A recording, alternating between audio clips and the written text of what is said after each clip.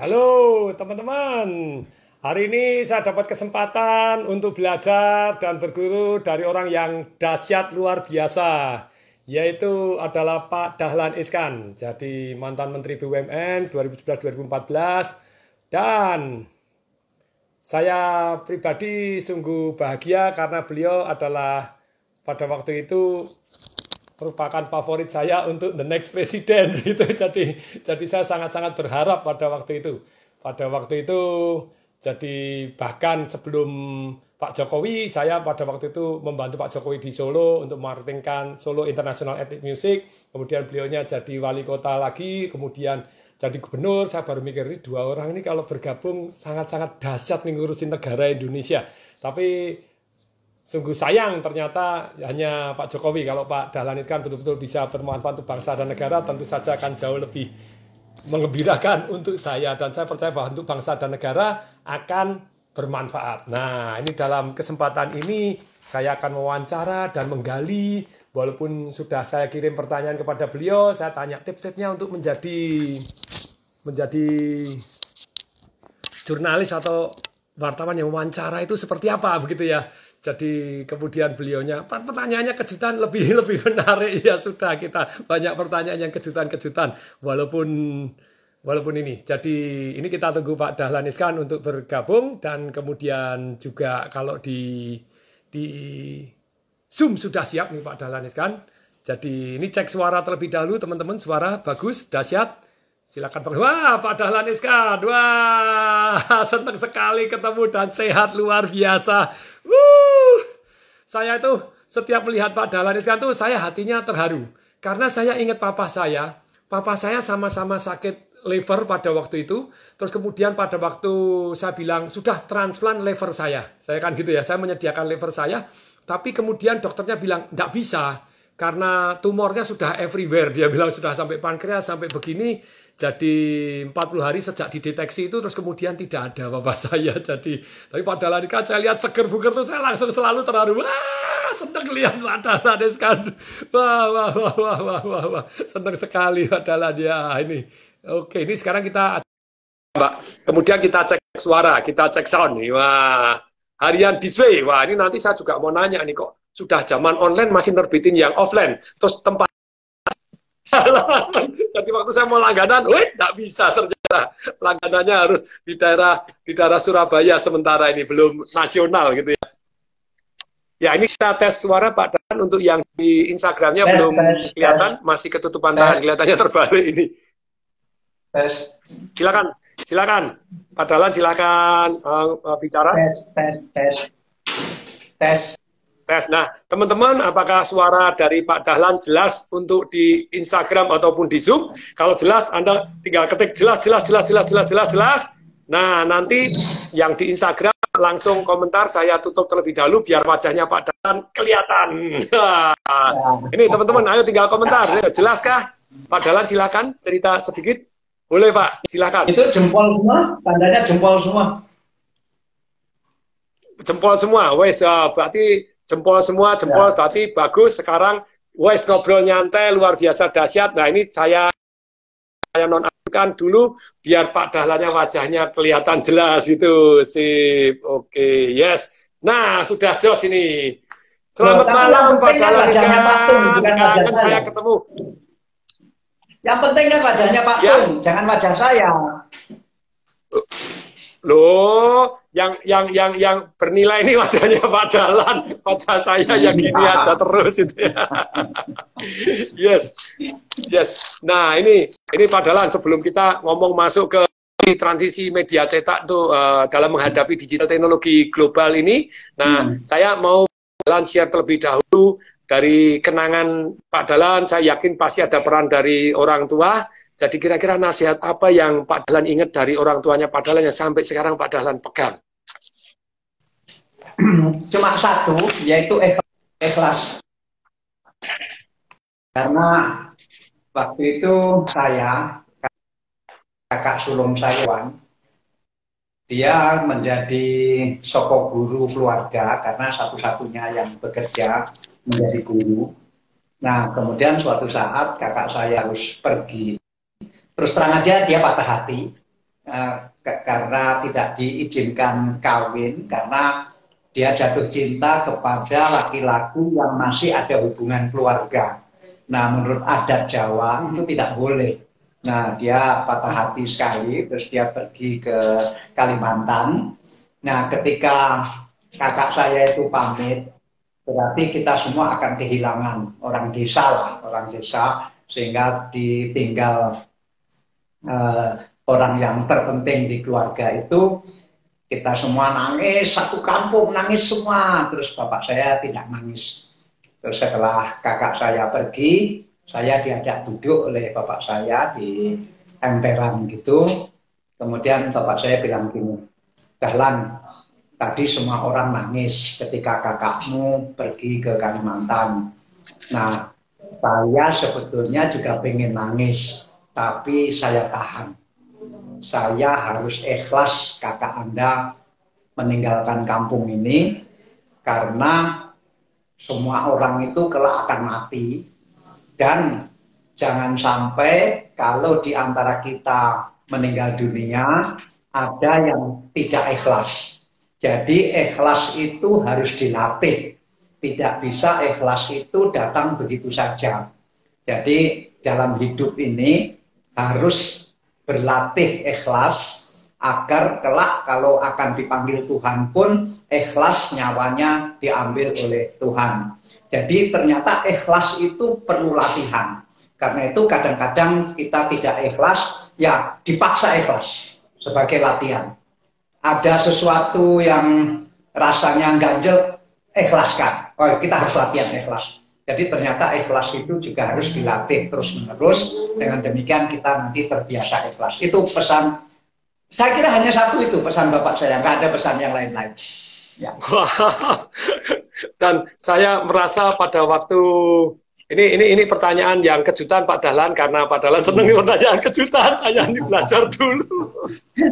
Jadi saya merasa pada waktu itu kan saya ini sungguh berharap gitu ya. Somehow saya sempat jujur kepada Pak Dahlan Iskan bahwa saya itu punya satu pemikiran pada waktu itu, mestinya Pak Dahlan dan Pak Jokowi ini kalau duet mimpin negara ini, waduh indah sekali pada waktu itu gitu ya. Tapi ternyata di tengah jalan kelihatannya ada politik yang kanan kiri, ya, angin mamirinya begitu keras, dan bahkan menurut saya sudah terang-terangan saya baca kisahnya Pak Dahlan ini korban kriminalisasi dengan taruhan perusahaannya Pak Dahlan kelihatannya mau diambil kalau saya salah, kalau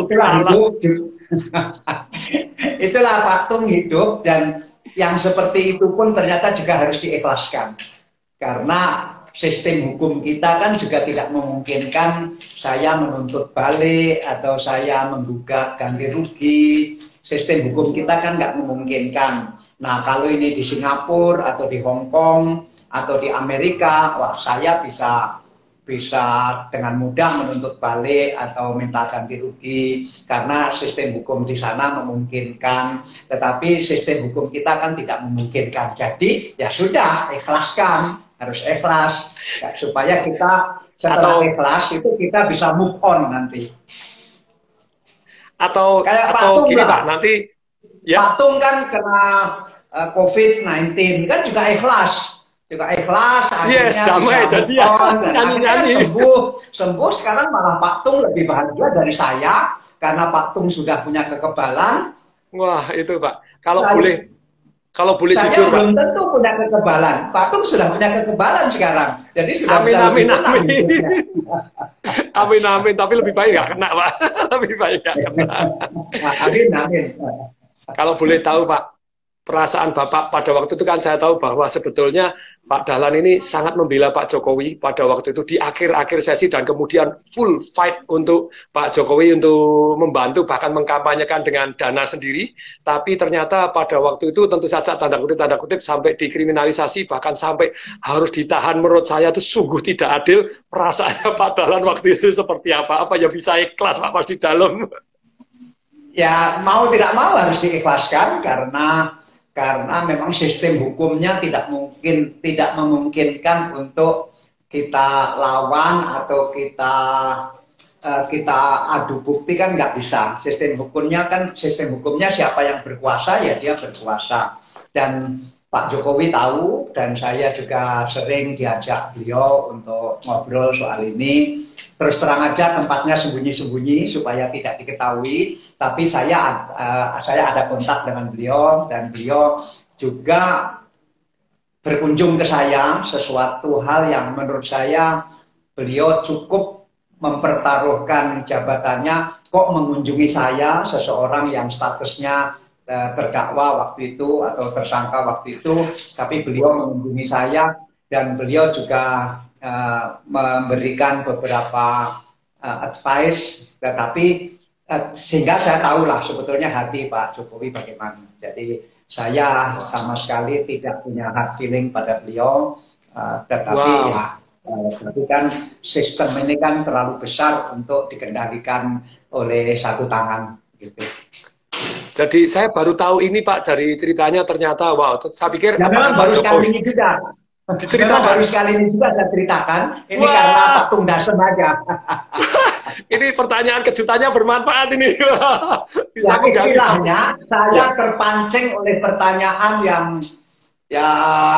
yang memancing, yang saya tidak terasa terpancing, sehingga yang bertanya ini yang hebat. Waduh, padahal dari tadi saya waktu mau wawancara saya sudah minder kuadrat sampai saya bilang, Pak Dahlan buat saya diajarin cara wawancara, dikasih tips, dikasih begini, terus kemudian nanya-nanya, saya sudah ngirim pertanyaannya, boleh dikurangi, boleh begini, terus kemudian saya nanya jujur, apakah lebih baik pakai script atau unscript gitu ya? Jadi ternyata Pak unscript aja, biarkan kualitasnya yang jawab ketahuan. Oke, cocok ini unscript total ini, untold story luar biasa dahsyat di Pak Dahlan.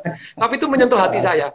Karena pada waktu itu saya sempat berpandangan, tanda kutip ya, walaupun Pak Jokowi secara total positif, untuk kasusnya Pak Dahlan saya sempat negatif. Jadi saya kok gitu toh? Apa enggak bisa ngendaliin bawahnya toh? Apalagi saya dengar, tanda kutip juga, apakah ini benar bahwa sempat ada terjadi serahkan perusahaanmu itu Pak Dahlan gitu ya? Apakah benar itu Pak Dahlan? Pak, kalau itu aku tidak berani cerita. Tidak berani bercerita karena tadi aja itu sudah terpancing yang mungkin sebaiknya tidak diucapkan tadi. Tapi kan Pak Jokowi harus kita dukung sama-sama, ya berarti saya tahu hati beliau tulus seperti itu, termasuk memikirkan saya. Tapi bahwa tidak mungkin bisa mengontrol seluruh keadaan, ya itu harus kita ketahui bersama juga. Wah, itu saya semakin respect lagi sama Pak Jokowi. Tadinya sempat lah kok begini begitu ya. Oke nih, kemudian Pak Dahlan supaya rodok longgar dikit ini mendadak materinya langsung berat, berat kuadrat ini. Langsung saya berhasil menggali untold story ini luar biasa dari kisahnya Pak Dahlan. Nah, kemudian berikutnya ini, Pak Dahlan yang ringan dulu deh, tapi ini penting, yaitu apa? Prinsip sukses dahsyat dalam bisnis dan kehidupan yang membuat Pak Dahlan jadi hari ini, apa saja ini, Pak? Ya, sulitnya adalah bahwa saya melakukan itu bukan demi sukses ya.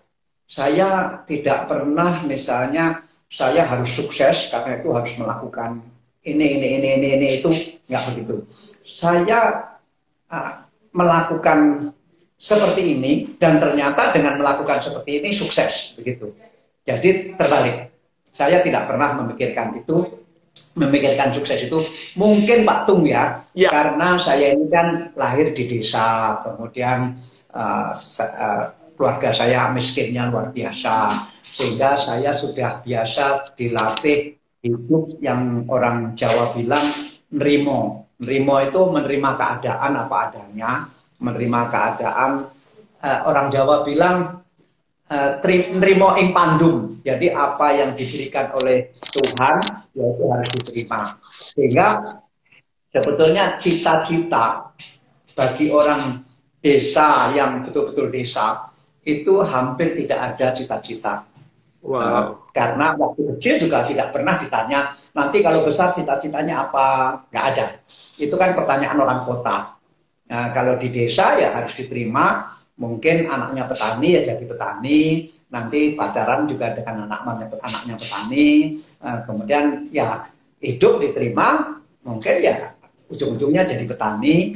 Bahwa saya tidak jadi petani karena kan ada peristiwa bahwa saya harus menyusul kakak saya yang patah hati tadi ke Kalimantan itu, sehingga saya jadi perantau.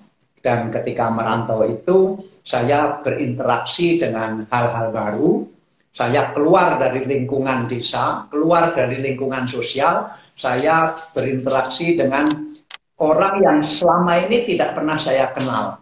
Karena waktu di desa, saya kan sampai SMA di desa itu, saya belum pernah berbicara dengan orang Tionghoa sampai SMA. Saya belum pernah kenal orang Kristen. Saya belum pernah minum es, merasakan es itu seperti apa. Saya belum pernah nonton bioskop, nonton film. Itu sampai tamat SMA. Tiba-tiba saya harus ke Kalimantan dan bersinggungan dengan begitu banyak macam hal baru, dan itu yang mengubah saya. Kalau tadi ngomong-ngomong, saya kan pernah tahu bahwa Pak Dahlan Iskan ini pernah tes DNA. Tes DNA-nya Pak Dahlan kan ada Tionghoanya kah? Iya. Waktu itu saya di Amerika. Ya. Saya kan 3 bulan di Amerika, tinggal di rumah seorang tokoh pers di Amerika. Kemudian itu rumah anak saya pernah tinggal 1 tahun di rumah itu. Kemudian kami seperti keluarga sudah saling berkunjung. Saya kalau ke Amerika pasti mampir. Beliau sering saya undang ke Indonesia. Beliau sudah keliling seluruh Indonesia juga di sini. Nah, dalam pertemuan selama 3 bulan di rumah dia itu, kita sering diskusi masalah-masalah intelektual, masalah-masalah ras, masalah kemanusiaan. Kemudian kita berbicara diskusi agak mendalam mengenai ras. Kemudian apakah betul ada ras itu begitu menentukan? Terus iseng-iseng waktu itu kita tahu, ayo kita tes DNA kita. Teman saya itu namanya John Mon. John kan merasa sebagai orang Jerman. Dia selalu memperkenalkan diri, saya orang Amerika keturunan Jerman begitu. Saya juga memperkenalkan diri orang Indonesia keturunan Jawa, dan hampir tidak terpikirkan ketika tes DNA ternyata John yang merasa Amerika keturunan Jerman itu, ternyata Jermannya itu dia hanya 15%. Ternyata dia punya darah American Indian. Artinya dia punya darah Indian itu 5%, berarti cukup tinggi. Kemudian ada darah Skotlandia dan ada darah yang disebut Neanderthal. Neanderthal itu manusia purba. Dia punya darah Neanderthal 2,5%. Kemudian dibukalah hasil tes DNA saya. Yang saya mengaku orang Jawa ini. Ternyata saya juga punya darah Neanderthal, juga 2,5%. Kemudian kami tos. Iya, kita ternyata bersaudara, satu darah. Satu turunan. Satu darah, sama-sama keturunan Neanderthal. Nah, kemudian ternyata di darah saya juga ada American Indian. Juga kira-kira 2,5%. Kemudian kita tos lagi sama John. Ya, kita satu darah juga. Kita satu nenek moyang. Nah, kemudian ternyata saya punya darah Tionghoa itu 2,5%. Kemudian punya darah Arab juga 2%. Dan sisanya itu darah Asia Tenggara. Saya tidak tahu apa yang dimaksud Asia Tenggara.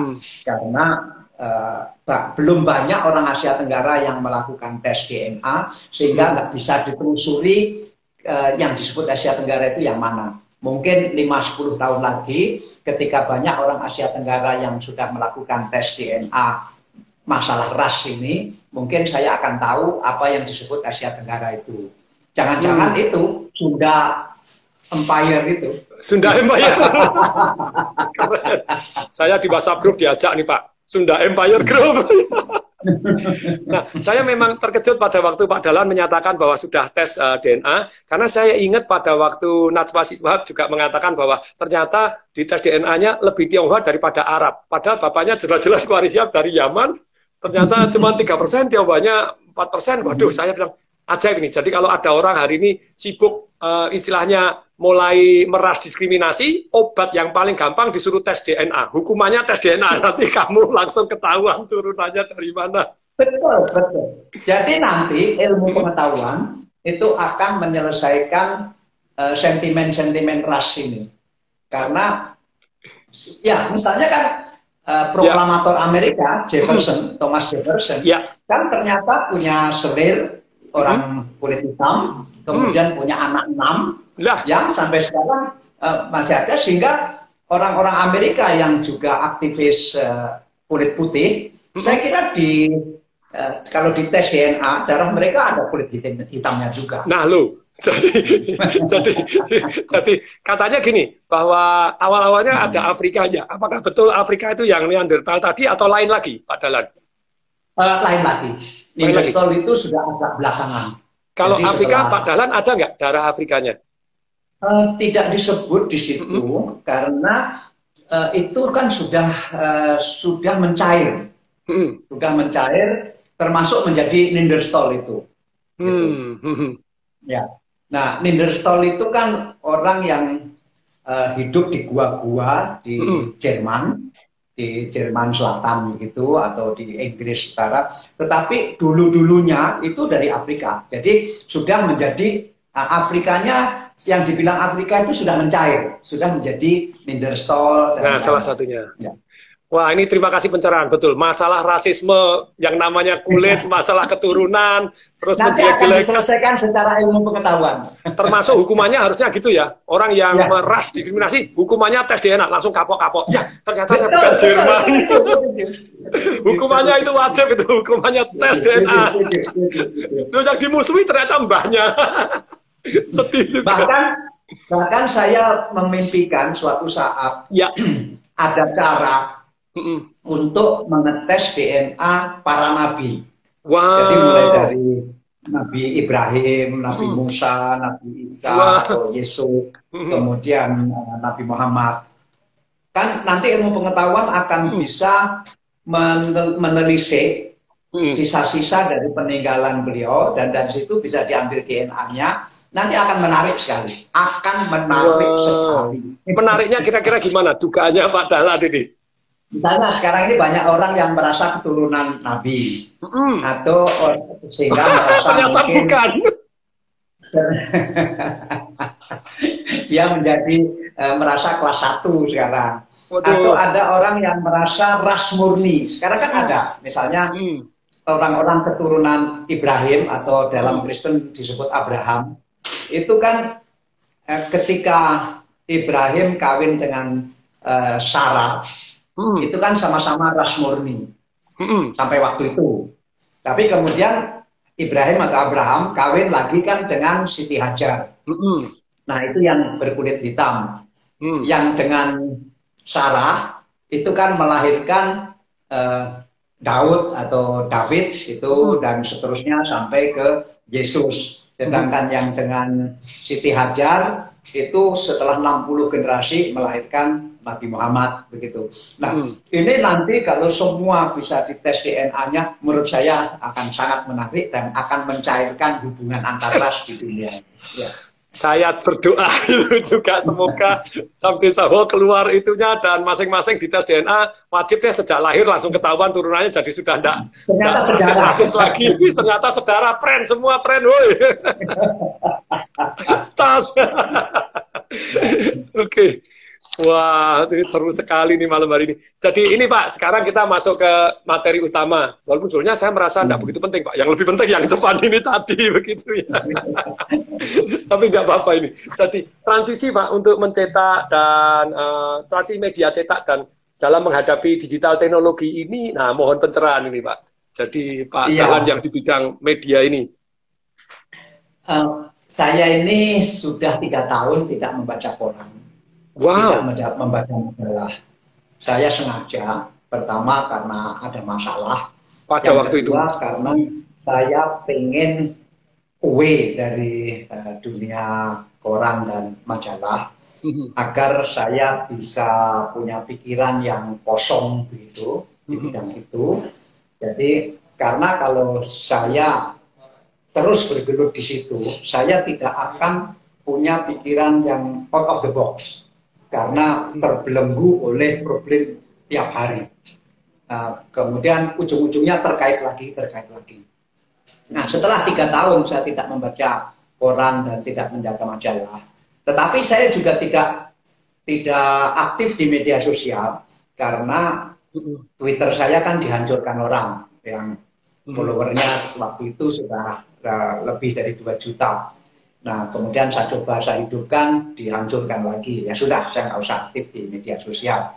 Nah, dengan begitu pikiran saya kosong. Nah, kemudian waktu ada COVID, saya kan harus di rumah saja, tidak bisa kemana-mana. Tahun-tahun sebelum COVID itu kan dari 1 tahun, 7 bulan saya berada di luar negeri. Nah, setelah COVID itu saya harus di rumah saja.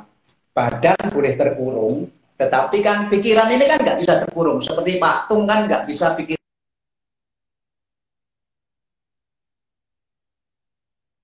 Iya. mana. Akhirnya terpikirlah media ini bagaimana, karena darah saya kan tetap orang media. Nah, kemudian saya berpikir bahwa sampai hari ini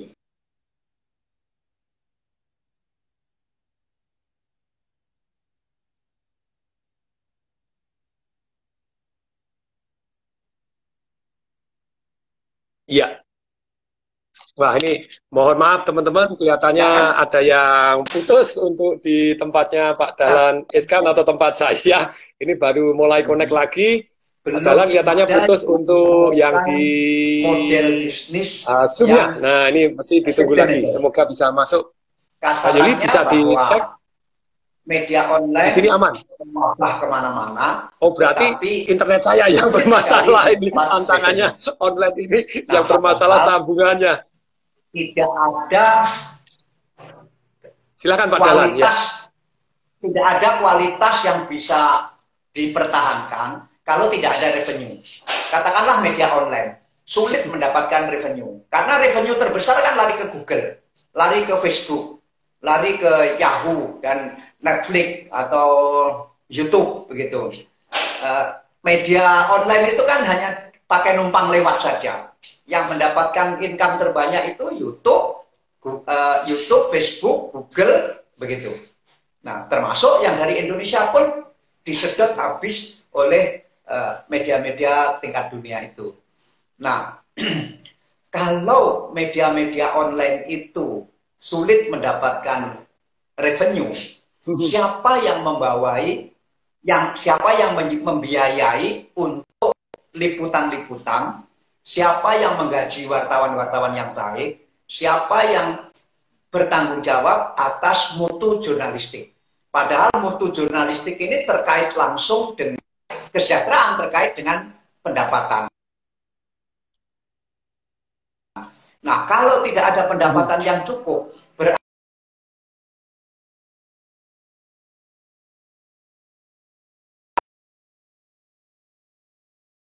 kualitas jurnalistik akan menurun. Karena itu saya bikin media cetak untuk mempertahankan kualitas jurnalistik, begitu. Karena tentu nanti dikaitkan dengan online juga. Sebelum sekarang, mungkin 3 bulan lagi, tapi saya sudah menemukan modelnya. Tapi biarlah sekarang yang cetak ini eksis, tidak usah besar dulu, tapi eksis. Kemudian nanti akan kita luncurkan versi online-nya, tetapi yang tidak bisa disedot oleh Google, oleh Facebook, dan oleh YouTube. Supaya pendapatan kita tidak habis disedot oleh mereka. Begitu. Nah, tapi saya belum akan bocorkan itu sekarang. Ini masih rahasia kami. Nah, itu nanti kira-kira 3 bulan lagi kami akan menambah strategi dari cetak ke online, tetapi mungkin orang belum menebak ini bentuknya seperti apa. Dan ini semua adalah hasil renungan selama 3 bulan gara-gara tidak bisa keluar rumah. Gara-gara di kandang gitu ya. Nah, Pak pada waktu ini kan, ini teman-teman, akan Pak Dahlan ini menerbitkan tanggal 4 Juli ini namanya Harian DISW gitu ya. Tapi wilayahnya memang hanya di Surabaya dan sekitar. Padahal dengan teknologi cetak hari ini kan bisa dicetak dimanapun, Pak. Betul, sementara Surabaya dulu mungkin perlu waktu paling tidak 1 bulan. Tapi sekarang saya sudah melakukan pendidikan-pendidikan untuk teman-teman di 9 kota yang sekarang ini sudah punya media, tetapi nanti akan ditransformasi menjadi harian DISW. Nah, sekarang ini mereka kumpul di Surabaya, tiap hari saya rapat dengan mereka, termasuk besok pagi jam 8 sampai jam 11 saya rapat sama mereka dan untuk mempersiapkan langkah-langkah lebih lanjut dari harian DISW Surabaya ini. Mungkin ya saya harus minta maaf bahwa pelanggan-pelanggan di luar Surabaya sementara ini belum bisa dilayani, termasuk Pak Tung. Ya. Iya, saya kan mau langganan. Ya, ternyata wilayah Surabaya dan sekitar. Nah, nantinya kapan rencananya Pak tadi akan di-online kan, tetapi bisa istilahnya dimiliki dan bukan iklannya disedot sama Google, Facebook, dan YouTube tadi. Kapan kira-kira Pak? Paling lama saya kira 3 bulan lagi. 3 bulan lagi, saya nunggu Pak. Saya nunggu. Nah ini teman-teman tunggu ya, karena kalau baca artikelnya Pak Dahlan itu kita hanyut. Saya baca artikelnya Pak Dahlan tuh hanyut, jadi ikut. Saya kalau dengar ceramahnya Pak Tung Dasem juga saya hanyut kayak kena sihir. Nah, saya dengar bahkan saya tuh sampai kepengen sekali dapat cetakan pertama. Ini kan saya ngotot untuk dikirim tuh gimana caranya. Karena Pak Dahlan cerita di DISW pada waktu yang setiap pagi ini luar biasa konsisten Pak, jam 4 pagi terus terbit terus nulis terus luar biasa dahsyat. Nah, itu Pak Dahlan cerita bahwa sekarang kepemilikan saham kan waktu saya baca 3%. Kemudian saya tanya sama stafnya Pak Dahlan, enggak, Pak Dahlan cuma 2%. Sisanya 98%. Kasihkan kepada seluruh karyawan. Lah ini ada pertanyaannya 2. Apakah karyawan ada yang sahamnya lebih besar dari Pak Dahlan kan? Terus kemudian di edisi pertama Pak Dahlan kan janji bahwa akan menceritakan bagaimana 2% tapi tetap mengambil keputusan 51%. Itu apa itu Pak? Ya. Pak Tung tentu tahu bahwa saya sekarang sudah tua. Belum Pak, masih muda menurut WHO. Tahun depan sudah 70 tahun. 70 masih remaja Pak. Saya hitung-hitung apakah tabungan saya cukup untuk makan 30 tahun ke depan. Ternyata ya cukup lah. Kan saya juga tidak punya jas, tidak punya jam tangan, juga tidak hobi ke klub-klub malam, tidak hobi ke... Tapi hobinya keliling dunia, saya ikutin terus. Saya relatif low cost lah Pak, saya ini low cost. Nah, berarti tabungan saya kira-kira cukup kalau hanya untuk makan selama 20-30 tahun, kalau masih diberi umur panjang. Nah, berarti sisa hidup ini kan untuk apa ya? Masa untuk mengumpulkan saham, terus nanti sahamnya dipakai bantal gitu ya. Nah, karena itu, tetapi lebih dari itu, saya ini kan Pak Tung tahu saya sering sekali ke Tiongkok, mungkin 1 tahun bisa 9 kali, bisa 10 kali ke Tiongkok, dan karena itu saya juga mengamati apa yang dilakukan oleh Huawei. Huawei ini banyak orang mengira Huawei ini BUMN-nya Tiongkok. Banyak juga yang mengira Huawei ini alatnya pemerintah begitu. Padahal Huawei itu murni perusahaan swasta, dimiliki oleh Ren Zhengfei, tetapi Ren Zhengfei sendiri itu hanya punya saham 2%.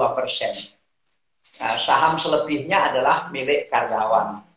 Saya pelajari bagaimana Huawei begitu maju dengan struktur saham seperti itu.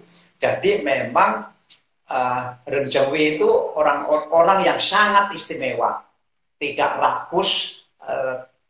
Di kepalanya yang ada adalah bagaimana maju, soal ini siapa punya dia tidak peduli. Tetapi setelah saya pelajari, Ren Zhengfei ini ternyata meskipun mempunyai saham 2%, tetapi dia pengendalinya. Nah, itu yang saya pelajari. Bagaimana cara hanya memegang saham 2%, tetapi bisa jadi pengendali. Kalau di Indonesia itu tidak mungkin. Saya sudah mencari jalan. Jadi cita-cita ini sebetulnya sudah ada sejak 8-9 tahun yang lalu. Begitu saya tahu dan mempelajari masalah Huawei. Nah, di Indonesia tidak mungkin karena undang-undang perseroan terbatas atau undang-undang PT itu kan kekuasaan tertinggi ada di RUPS. Dan di RUPS itu kalau tidak terjadi kesepakatan akan harus voting. Dalam voting itu kan harus one share one vote. Jadi tidak mungkin 2% bisa mengendalikan. Akan dengan mudah ditendang, kasarannya begitu. Nah, itu yang lama sekali saya mencari jalan keluar. Bagaimana saya hanya memegang saham 2%, tetapi saya bisa menjadi pengendali. Jadi pengendali itu maksud saya begini. Idenya ini kan dari saya. Kemudian desain bagaimana format dan seterusnya dari saya. Dan cita-cita harus seperti apa, itu kan dari saya.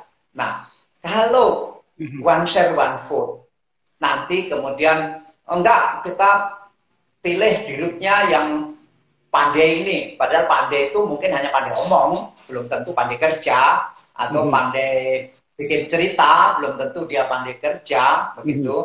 Akhirnya kelemahan dari one share one vote adalah siapa yang pandai ngomong atau yang siapa populer, yang pandai pidato, dia yang menjadi pemimpin. Padahal belum tentu dia punya ide, belum tentu dia bisa bekerja. Kadang-kadang nanti setelah terpilih, ternyata dia lebih banyak mendatangkan konsultan. Sehingga yang bekerja itu sebetulnya konsultan. Karena apa? Karena dia sendiri tidak tahu sebetulnya harus bekerja seperti apa, begitu. Nah, setelah saya pelajari, akhirnya saya menemukan formula ini bagaimana saya memegang saham 2%, tetapi menjadi pengendali. Yakni bahwa yang 98% untuk karyawan itu tidak boleh dimiliki oleh pribadi-pribadi karyawan. Jadi karyawan membentuk satu lembaga. Dan lembaga itu saya yang menjadi ketuanya. Nah, dengan demikian ketika PT ini RUPS kan dihadiri oleh saya sebagai pemegang saham 2% dan dihadiri oleh lembaga yang mengatasnamakan karyawan itu. Dan di situ saya juga yang mempunyai veto, begitu. Nah, sehingga lembaganya bentuknya apa, Pak? Kenapa? Lembaganya bentuknya apa? Bentuknya yayasan. Oh, oke. Kesejahteraan karyawan. Ya. Di mana di yayasan tidak RUPS, melainkan jadi ketuanya. Dewan pembina. Nah, dewan pembinanya saya, begitu. Tetapi dalam tujuan yayasan itu disebutkan hanya untuk kesejahteraan karyawan. Jadi saya tidak boleh ambil gaji di situ, saya tidak boleh mendapat laba di situ, saya tidak boleh mendapat fasilitas di situ. Sehingga saya ketua dewan pembina yang berarti punya foto di yayasan itu, tetapi itu tidak untuk saya. Karena biarpun punya veto kan saya nggak bisa ngambil uangnya, begitu. Nah, kira-kira begitu. Jadi sudah dibuat ketentuan tidak boleh ngambil uangnya, tidak boleh ngambil labanya. Nanti ya, kalau ketua berikutnya, yayasan kan tidak boleh. Yayasan kan tidak boleh menggunakan uangnya untuk itu. Ya. Kalau ketua berikutnya, Pak, seperti apa nanti pemilihannya? Ketua berikutnya saya akan menunjuk siapa yang layak untuk menjadi ketua pembina berikutnya. Jadi nanti saya akan bikin, tentu setelah berjalan beberapa waktu, saya tahu siapa di antara yang ada ini yang kira-kira bisa sejalan. Nah, itulah yang akan jadi ketua dewan pembina. Nah, sementara saya masih in comment di situ, tentu mungkin saya akan melaksanakan apa yang dilakukan oleh Renjeng V juga, yaitu menggilir direktur utamanya. Gilir, maksudnya supaya tahu siapa sebetulnya yang terbaik di antara direktur utama yang digilir itu. Mungkin saya juga akan melakukan itu. Kalau total karyawannya berapa, Pak? Kalau 98% nantinya nambah karyawan juga semua karyawan dimasukkan sana atau sama rata atau beda-beda, Pak? Itu ada aturan yang agak detail sekali. Jadi misalnya yang dimaksud karyawan yang berhak atas saham itu adalah yang sudah bekerja 5 tahun, misalnya begitu. Yang kemudian karyawan baru tentu harus menunggu. Kalau dia sudah 5 tahun, baru dia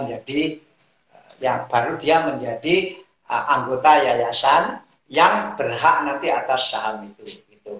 Nah, kira-kira nanti kalau ini besar, total karyawan sekitar 200-300 lah. Begitu. Akan dibagi rata atau posisi tertentu mendapatkan saham lebih atau? Tentu akan dibagi peran. Jadi misalnya itu kan karyawan nanti ada jenjang karir, kemudian ada penggolongan, kemudian ada kepangkatan. Nanti istilahnya per poin. Jadi misalnya seorang karyawan yang 5 tahun dia punya berapa poin, dan setiap berapa tahun dia akan tambah poin. Yang poin-poin berdasarkan masa kerja ini tidak seberapa naik dibanding poin berdasarkan tempat kerja. Tempat kerja itu maksudnya termasuk jabatan, termasuk beban kerja. Jadi katakanlah belum tentu karyawan yang 5 tahun dia lebih tinggi poinnya dibanding yang 3 tahun. Kalau peran karyawan yang 3 tahun itu ternyata lebih besar dibanding yang 5 tahun dalam hal kontribusinya kepada perusahaan. Jadi itu akan ada masa kerja bobotnya berapa, kemudian prestasi bobotnya berapa, terus kemudian nanti ada rumus bobot kali nilai. Jadi, dan kemudian berarti sahamnya tidak tetap, Pak. Jadi sesuai istilahnya bagi hasilnya. Nangkap. Oh, Pak, kalau bisa dapat detailnya seru nih, Pak. Saya juga senang mau punya perusahaan yang seperti itu. Saya lama sekali pengen menerapkan ini, tetapi ya itu tadi belum menemukan cara bagaimana di Indonesia. Karena hukum di Tiongkok sama hukum di Indonesia kan berbeda. Nah, lama sekali saya mencari rumusan ini, baru ketemu ketika COVID kemarin, yang saya tidak bisa pergi-pergi itu. Saya pikirkan terus bagaimana muter-muternya ini bagaimana begitu. Nah, ya kalau nggak ada COVID nggak ketemu ini, karena kalau nggak ada COVID kan kalau nggak sibuk kerja ya sibuk jalan-jalan. Dipaksa mikir baru keluar. Kalau saya begini sebetulnya boleh nggak, Pak? Saya kan ada 2 macam. Perusahaan saya ada banyak, terus kemudian ketika mereka perannya lebih banyak dibanding saya, jadi bagi hasilnya lebih banyak. Salah satu anak perusahaan saya itu, saya tahun 2019 itu cuma terima labanya 30%. Karyawan 70%, Pak. Jadi bagi saya lebih sedikit gitu ya. Supaya sejahtera, Pak. Sudah sejahtera. Impian saya tuh karyawan saya kaya-kaya semua, makmur-makmur semua gitu. Itu impian dan doa. Dan bahkan karyawan saya yang 2018 itu, GM saya datang ketemu saya Desember bilang, Pak, Januari saya enggak usah gajian loh. Bukan saya keluar loh, Pak, saya tetap bantu Bapak. Karena bonusnya katanya jauh lebih gede dari gajinya, dia malu terima gajian. Nah, tapi Patung hebat. Ya. Yang kedua, kan ada satu konsep yang disebut profit sharing. Ya. Untuk apa sih karyawan punya saham? Kan kalau punya saham itu kan berarti juga harus menanggung akibat. Ya, kalau rugi ikut. Kalau rugi ikut rugi. Kalau harus tambah modal harus ikut tambah modal. Ya. Untuk apa karyawan harus pegang saham? Kan lebih baik profit sharing, begitu. Yang penting kan sebetulnya karyawan yang dipentingkan kan gajinya besar atau bonusnya besar. Bonus besar, ya. Ya, profit sharing itu yang penting. Itu memang jadi pertimbangan saya yang besar juga ketika tidak ketemu cara mengenai saham ini. Tetapi saya terus terang terinspirasi sekali dengan Huawei itu. Tentu akan lebih baik juga kalau saham, karena karyawan ini juga biar tahu, merasakan bahwa bagaimana seseorang itu ikut mengambil risiko. Jadi ada baiknya juga, dan risiko ini kan melatih mereka jadi pengusaha, kasarannya seperti itu. Kalau profit sharing itu orientasinya lebih pada kenikmatan. Sengsaranya nggak ikut nanggung. Ya, sengsaranya nggak ikut nanggung, begitu. Meskipun nanggungnya itu kalau rugi ya tidak dapat bagi hasil, hanya itu aja. Ya. Tetapi tidak ikut merasakan bagaimana ini harus rugi. Ya ada kurang lebihnya, dan dulu ketika saya belum menemukan cara muter-muternya tadi, saya juga menempuh yang profit sharing. Nah, karena pokoknya setiap tahun di perusahaan yang saya kelola itu, manajemen harus mendapat bagian 15% dari laba. Dan itu dibagi antara direksi dan komisaris, begitu. Komposisinya berapa-berapa, Pak? 60% direksi, 40% komisaris, begitu. Tergantung banyaknya personil juga. Itu fleksibel antara 30-70 dan 40-60. Nah, tetapi banyak juga kejadian karena direksi dan komisarisnya ini hanya 6 orang, karena direksi 3, komisaris 3, yang labanya itu besar sekali. Akhirnya mereka juga tahu diri, dia bagi juga ke senior-senior manajer, ke manajer kelas menengah. Di samping mereka juga memikirkan memberi gaji yang sangat baik kepada karyawan biasa, katakanlah 18 bulan gaji dan seterusnya begitu. Jadi antara profit sharing dan menyerahkan saham sama-sama baiknya, dan tetapi ada kelemahannya, Pak. Karena profit sharing saya pernah melakukan, maka saya ingin melakukan yang satu ini. Dan sekali lagi bahwa saya juga ngajak bicara anak-anak saya bahwa sekali ini kita bikin perusahaan, tapi tidak untuk keluarga, dan tidak untuk saya, tidak untuk keluarga. Kita ini untuk seluruh karyawan. Dan mereka sangat setuju karena mereka juga terbiasa dengan pikiran-pikiran tidak rakus misalnya, dan seterusnya. Nah, yang kedua nih Pak Dahlan, saya kan ada perusahaan, ternyata saya bisa melakukan perjanjian notaris, Pak. Jadi saya sahamnya 30%. Saya pernah punya tambang batu bara juga gitu ya. Itu saya bisa sahamnya misalnya 40%, tapi hak ambil keputusannya 51%. Jadi tanda tangan bahwa mereka sudah sadar dari belakang bahwa mereka hak keputusannya berada di saya, Pak. Ternyata diizinkan, Pak, di notaris. Itu apakah bisa memecahkan juga, Pak? Saya ada yang perusahaan lagi yang saya 30%, tapi hak ambil keputusannya tetap 51%. Mereka menyerahkan ke saya, sudah punya hak veto. Ya, saya kira itu bagus juga, tetapi kan sepanjang tidak ada konflik. Ya. Tapi kalau ada konflik, dan konflik itu berlanjut sampai ke RUPS yang serius, begitu, ya akhirnya yang diakui adalah one share, one vote. Akhirnya perjanjian itu kalah sama undang-undang. Kan perjanjian itu kan hanya di notaris, tingkatnya kan lebih rendah dari undang-undang. Sementara kan undang-undang mengatakan one share, one vote. Jadi sepanjang tidak ada konflik, ya nggak ada masalah. Sepanjang konfliknya masih bisa dikendalikan, nggak ada masalah. Tetapi kalau sampai ada konflik, yang konflik itu betul-betul nggak bisa dikompromikan, ya akhirnya kan harus ke RUPS. Dan apa yang berlaku di RUPS adalah undang-undang. Nah, sedangkan perjanjian itu adalah di bawah undang-undang. Plus masih ada risiko lagi, yaitu meninggal, Pak. Jadi saya punya perusahaan, gitu ya. Jadi 20% saya bagi, Pak. 5% untuk pimpinan, 4% untuk wakilnya, 10% dibagi banyak seluruh karyawan. Terus partner saya meninggal, ahli warisnya tidak rela, Pak. Tidak boleh. Waduh. Pak Tung ini punya pengalaman banyak sekali ya, tapi yang intinya adalah saya tahu sekarang bahwa Pak Tung ini punya pribadi yang sangat baik, punya pikiran-pikiran yang out of the box juga, bahwa melaksanakan ide-ide seperti itu. Wah, itu pengalaman yang mahal sekali, Pak. Dan karena itu Pak Tung umurnya panjang, kena COVID pun sembuh karena pikiran-pikiran seperti itu. Ya. Amin. Nah, Pak Dahlan, nanti saya mau lanjut secara private, Pak, untuk belajar tentang rincian rutinnya yayasan, Pak. Karena saya punya impian-impian seperti itu. Kayak hari ini pun saya kan buka laundry banyak. Kenapa buka laundry banyak? Daripada saya ngasih bonus habis, saya kasih bonus tadi, Pak. Jadi sebetulnya pertama kali profit sharing dulu gitu ya. Nantinya kasih saham juga. Jadi berarti mereka tuh punya passive income. Tidur pun karyawan-karyawan punya passive income. Kasih duit dihabisin dulu gitu ya. Jadi kasih saham di sini.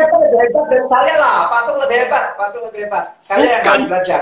Lu saya mau belajar yang jenis baru ini, Pak. Bagaimana Bapak 2%, terus kemudian yayasan kan something. Saya sangat berminat, makanya sampai saya hubungin Pak Dimas, tolong cariin edisi pertama. Karena di DISB, Pak Dahlan cerita bagaimana 2% bisa mempunyai kekuasaan. Ya. Saya sudah mikir, kalau di notaris begini, kalau dispute nanti juga bermasalah. Kalau meninggal, kan tidak berlaku. Meninggal kan sudah tidak berlaku untuk ahli warisnya. Batal demi hukum perjanjiannya, orang sudah mati. Gitu. Undang-undang posisinya lebih tinggi. Iya. Makanya saya belajar. Oh, nanti saya mau cari detailnya dari Pak Dahlan nih, mau belajar ini. Oke, Pak Dahlan, pertanyaan berikutnya. Jadi pertanyaan berikutnya begini, Pak. Jadi kalau boleh tahu Pak Dahlan dulu itu di Jawa Pos punya saham berapa persen? Terus kemudian kapan dijual toh? Saya tahu-tahu mendadak Pak Dahlan kok sudah cerita sudah tidak punya saham lagi di Jawa Pos. Apakah salah-salah? Tolong dijelaskan, Pak. Ya, saya belum bisa jelaskan detail ini karena saya pengen menjaga kerukunan dan pengen menjaga kedamaian. Saya orang yang tidak suka heboh-heboh, saya orang yang tidak suka keruh-keruh. Udahlah, itu nggak penting, saham itu nggak penting begitu. Berarti termasuk yang isu yang beredar, Pak ya, dipaksa yang dulu gitu ya. Pokoknya saham itu nggak penting. Yang penting itu kayak Jack Ma bilang, pokoknya selama masa COVID ini bisa hidup itu sudah baik. Masih bertahan hidup sudah baik, tapi luar biasa. Mungkin unsurnya bukan unsur kerelaan, unsur paksaan. Karena saya tahu. Tapi kan tadi saya udah bilang bahwa kerelaan itu kan harus dilatih juga. Jadi pelan-pelan terpaksa sedikit, tapi kan karena terus latihan ikhlas, akhirnya tidak pernah merasa terpaksa, apapun yang terjadi ya diikhlaskan saja. Dan saya merasa dari senyumnya Pak Dahlan dan ngomongnya ikhlas saja itu luar biasa. Nah, itu ilmu kelas tinggi. Luar biasa dahsyat. Salut. Ada orang kena COVID nyanyi-nyanyi seperti Pak. Orang gila itu, Pak. Ini orang kena COVID kok bisa nyanyi-nyanyi begini, gembira ria. Tapi itu menyelamatkan, Pak. Hati gembira itu mendadak langsung tidak khawatir, langsung fresh, langsung seger, langsung perasaan sembuh gitu, Pak. Rasanya gitu, indah luar biasa. Wah, ini terima kasih. Terus tadi saya nanya itu, Pak, tangan saya jadi dingin, Pak, gitu. Jadi belum berbakat jadi wartawan yang berani mati. Kepengen tahu, tetap kepengen tahu. Kok dijual ya, berapa persen jualnya apa? Karena tekanan, karena apa? Tangannya jadi dingin. Ya. Oke, saya tunggu suatu saatnya begitu. Nah ini sekarang pertanyaan ringan Pak, intermezzo Pak. 3 buku favorit Pak Dahlan apa Pak? Dan kenapa milih buku tersebut? Buku favorit pertama ya pasti Pramudia Anantatur. Wow, yang judulnya? Bumi Manusia. Bumi Manusia, ya. Kenapa, Pak? Ya, dia kan itu ditulis di Pulau Buru ketika Pramudia ditahan di sana sekian tahun tanpa diadili. Kemudian beliau menulis novel, tapi sebetulnya tidak menulis, tapi diingat di kepalanya dia. Kemudian ditulis di kertas sembarangan saja gitu. Kemudian setelah dia bebas, dia punya kesempatan mewujudkan itu dalam sebuah novel. Yang novel itu meskipun beliau berada di tahanan Pulau Buru, tetapi risetnya kuat sekali. Berarti ilmu pengetahuannya Pramudia Anantatur ini luar biasa secara kesejarahan, karena bisa menceritakan bagaimana masa kebangkitan nasional di Indonesia, termasuk cerita-cerita mengenai bahwa di Surabaya bagaimana sepeda pertama itu masuk ke Indonesia.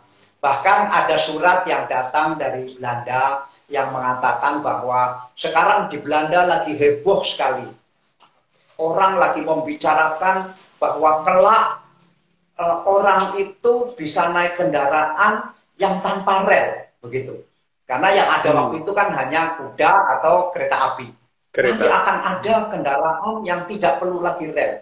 Nah itu hebohnya bukan main katanya. Dan itu diberitakan sampai ke Surabaya.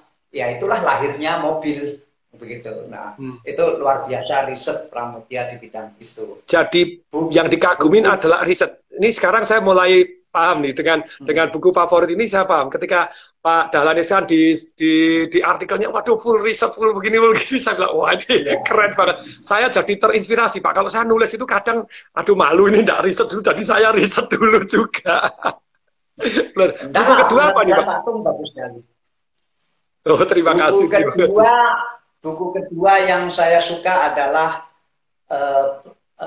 People of the Books, judulnya dalam bahasa Inggris. Itu karangan seorang wartawan Amerika peraih hadiah Pulitzer. Itu mengenai cerita abad pertengahan, bagaimana ketika gereja memusuhi orang-orang yang punya pandangan bahwa bumi itu bulat dan seterusnya itu.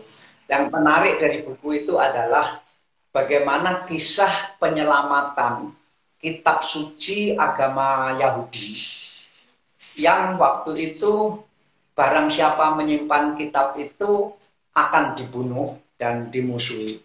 Dan kitab itu dilarikan dari satu tempat ke tempat lain, dari satu wilayah ke wilayah lain. Dan terakhir kitab itu diselamatkan oleh seorang Islam di Serbia. Dan sampai yang menyelamatkan buku itu mempertaruhkan nyawanya ketika ada razia, ketika ada peperangan. Seandainya ditemukan bahwa buku itu ada di rumahnya, pasti dia dibunuh. Karena itu bagian yang tidak boleh menyimpan buku itu.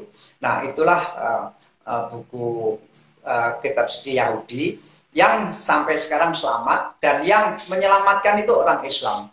Nah kok sekarang antara Yahudi dan Islam perang begitu hebatnya berpuluh-puluh tahun, sementara yang menyelamatkan kitab Yahudi itu adalah orang Islam di Serbia. Itu menarik sekali ceritanya, sampai bagaimana riset mengenai penyelamatan buku itu, termasuk ketika halamannya agak ada bercak apa gitu, ini harus diperbaiki atau tidak, itu bagus sekali. Nah, judulnya People of the Books. Ya. Pulitzer, dahsyat luar biasa. Buku ketiga Pak Dahlan? Buku ketiga ini mengenai, judulnya agak seksi dalam bahasa Inggris juga, tapi aslinya dalam bahasa Mandarin itu Dada Montok Pinggul Semok gitu kira-kira. Judulnya. Itu memenangkan hadiah Nobel. Pengarangnya sastrawan dari Tiongkok, itu menceritakan zaman revolusi dulu, dan penceritaannya yang luar biasa bagus. Nobel Prize winner Pak? Minta ya imajiner, tapi ya itu berdasarkan riset yang kuat sekali. Jadi sebetulnya yang semua yang saya kemukakan tadi, apakah Bumi Manusia, People of the Books, atau Dada Semok Dada Montok Pantat Semok, itu risetnya kuat sekali. Jadi sebetulnya tidak ada bedanya ini buku sejarah atau novel. Nah, tetapi ditulis secara novel, tetapi berdasarkan riset yang sangat kuat. Dan minta maaf, tiga-tiganya itu novel. Karena saya memang menyukai baca novel, dan ketika sebelum COVID, saya memaksakan diri tiap bulan saya harus menamatkan satu novel. Itu saya wajibkan, satu bulan harus baca satu novel. Kenapa? Supaya jiwa ini tidak kering. Kalau bacaannya serius terus,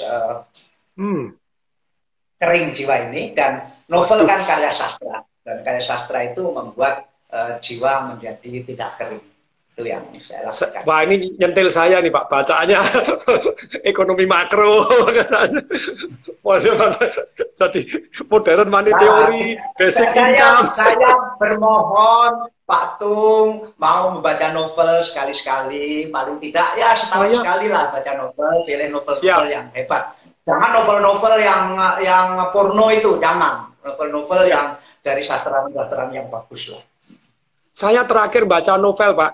Itu gara-gara itulah, masa sih nggak pernah baca novel. Akhirnya Saman pada waktu itu. Oh, kan bagus Saman. Saman bagus sekali. Karyanya Itu terakhir, Pak. Ayu Utami kan ya. Juara Indonesia pada waktu itu, wah ini pasti berkelas nih, novelnya bukan picisan ini. Nah ini saya didapatkan, ini karya Nobel, ini karya Pulitzer, oke, itu menarik gitu ya, luar biasa. Saya ini utang sama Pak Dahlan baca novel. Ya, Ayu Tami, betul Pak, Saman, Ayu Tami. Novelnya pertama dan dia juara Indonesia waktu itu, kejuaraan apa langsung wis juara, ya oke saya cari Saman. Terakhir setelah itu udah nggak pernah baca sampai sekarang berpuluh-puluh tahun. Nah, sekarang pertanyaan berikutnya ini yang ringan juga nih. 3 film favorit Pak dan Bay. Gitu. Kenapa kok milih 3 ini? film favorit, saya tidak terlalu nonton film. Kalau film favorit nomor 1 ya Sound of Music. Woi, itu keren banget. Ya, yang nomor 2 mungkin seingatnya Sleepless in Seattle ya. Gitu. Oh, Tom Hanks sama Meg Ryan, keren banget. Ya. Yang nomor 3 ya Sepatu Dahlan. Oh, keren. Oh ya, tadi Sepatu Dahlan saya malah belum lihat, Pak. Ini bisa nyari di mana? Netflix belum ada, Pak ya. Ada di itu kadang-kadang diputar di apa tuh di TV berbayar di Indonesia. Saya barusan juga terima, bukan barusan, beberapa waktu yang lalu saya terima WA dari teman saya yang sebelum COVID. Yang lagi terbang dari Kuala Lumpur ke Nepal dan di atas pesawat suaminya melihat istrinya kok nangis-nangis, kenapa ini? Karena di pesawat ini ada film Sepatu Dahlan katanya, pesawat Malaysian Airlines. Jadi ya seneng juga lah gitu. Supaya bisa dimasukkan ke Netflix, Pak. Supaya ini ada yang nanya Netflix, Pak. Ini penting nih. Wah, saya jadi nggak nonton. Kalau buku Pak Dahlan sendiri yang direkomendasikan banyak sekali buku. Kalau bagi saya tentu saja Dua Tangis Ribuan Tawa itu yang, ayo, saya ngelihat kualitas kepemimpinannya Pak Dahlan ngeluruk tanpa bolong gitu ya. Terus kemudian bagaimana di demo, bagaimana, waduh, wes jadi pada ini nggak usah pacaran, ya seru. Rokok pintunya dibuka, wah itu saya hormat. Yang rokok nggak boleh dapat tunjangan kesehatan, wah itu keren banget. Wes seragam nggak usah seragam, wah itu hebat sekali. Nah kalau buku yang Pak Dahlan suggestkan kepada teman-teman dari begitu banyaknya buku yang ditulis Pak Dahlan, yang ganti hati itu juga menyentuh hati saya luar biasa. Apa Pak buku dari Pak Dahlan yang disarankan teman-teman? Kalau yang care terhadap kesehatan ya Ganti Hati ya, Ganti Hati. Karena itu menjadi buku wajib para pasien di satu rumah sakit di Tiongkok sana, yang edisi bahasa Mandarinnya. Jadi di rumah sakit yang dulu mengoperasi saya, itu di sana ada buku itu, dan semua pasien yang akan operasi disarankan membaca buku itu. Wow. Dan karena ternyata memang lebih menarik dibanding katakanlah yang dokter yang bercerita gitu, karena kan ini pakai ilmu komunikasi. Tetapi bagi kalangan manajerial memang baiknya membaca Dua Tangis Ribuan Tawa.